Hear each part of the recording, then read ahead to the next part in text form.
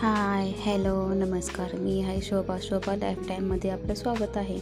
चला सकाळ सकाळ म्हटलं की झाडलोट. आत्ताशी 6:30 वाजलेत. आता म्हटलं झाडलोट करावी. हे बेडरूम आहे. बेडरूमची आता मी साफसफाई करत आहे सकाळची.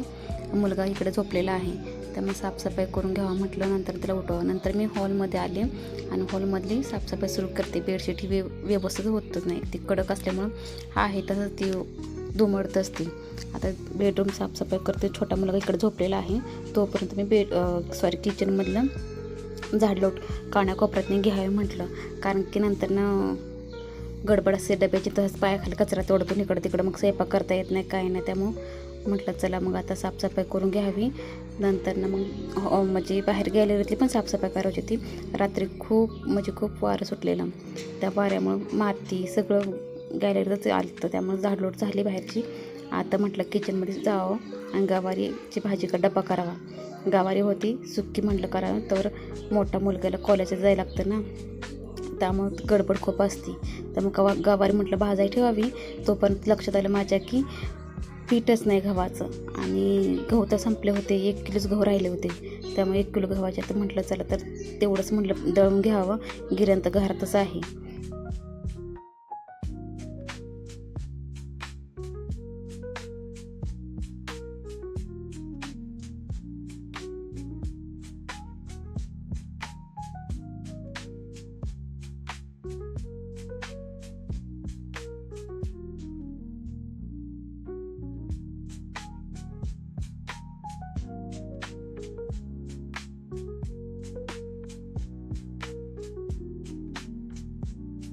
दळण टाका गेले तसं बघ, गिरणीवरती किती पसारा आहे.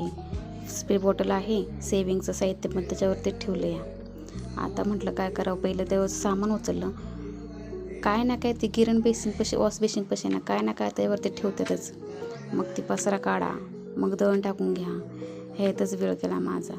नंतर मग बटन टाकलं आणि टोपण उघडून बघितलं, डबा चेक केला आहे का नाही, लावल्या का नाही. दळण टाकून झाल्यानंतर आता म्हटलं चला किचनमध्ये घुसावं म्हटलं. किचनमध्ये बघा आता मी तर कांदा भाजायला ठेवलाच होता. मग त्यात मसाला टाकून घेतले, गवार आधी भाजून घेतल्यानंतर मग कांदाही टाकून चटणी. कारण की मी सिंपलच भाजी करते, एवढी पण गडबडीत म्हणलं मसालेदार करायचं म्हटलं की उशीर लागतो. एक तर 7 वाजता मुलगा घालतो, 6:15 वाजता, तर मी खूप धावपळ असते. मग काय करावं ते काही सुचत नाही.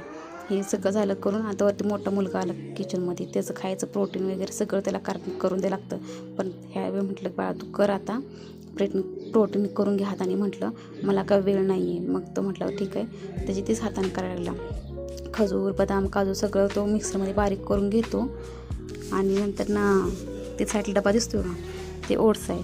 ओट्स मग नंतर ती बारीक केल्यानंतर त्यात ओट्स पण टाकून घेतो. ओट्स टाकून घेतल्यानंतर मग तो त्यात प्रोटीन पावडर पण मिक्स करतो मिक्सरच्या भांड्यामध्ये. आणि नंतर थोडंसं पाणी होतं, मिक्स बारीक करून घेतो. नंतर तो दूध घालतो. तो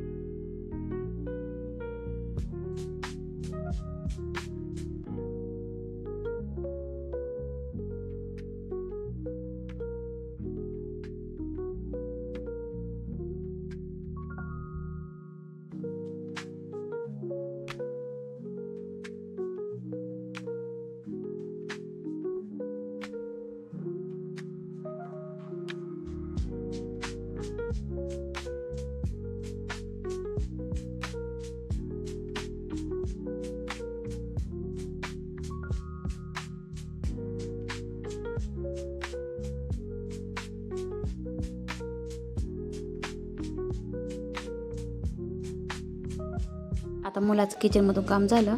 आता पीठ मळून ठेवलं, तर म्हटलं चपात्या करावं. म्हटलं एक 2 चपात्या झाल्या की त्याचं टेन्शन गेलं ना. तो शाळेत गेला, कॉलेजमध्ये गेला ना, टेन्शन फ्री. मग आपण निवांत कधीही करून खातो.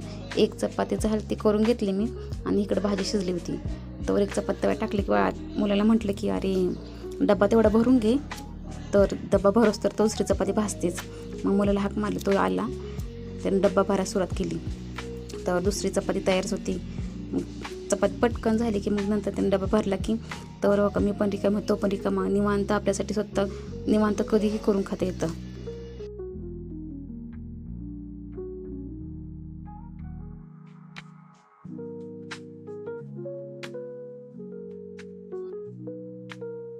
वर्कआउट करून घेतल्या त्यानंतरनं मी सूर्यनमस्कारही करते, 12 सूर्यनमस्कार. शरीर त्याने लवचिक होतं ना, त्यामुळे 12 सूर्यनमस्कार केले खूप छान असतात, फायदे पण असतात खूप. आणि थकाव पण दूर होतो, म्हणजे हाडं वगैरे दुखतात ती पण जरा कमी होतात, कंबरी पाठ मान त्याने कमीच होते म्हणा. त्यानंतर ना मी फ्रीज झाले बघा दिवसभर. माझा एक व्हिडिओ आवडत लाईक शेअर सबस्क्राईब करायला विसरू नका. बाय.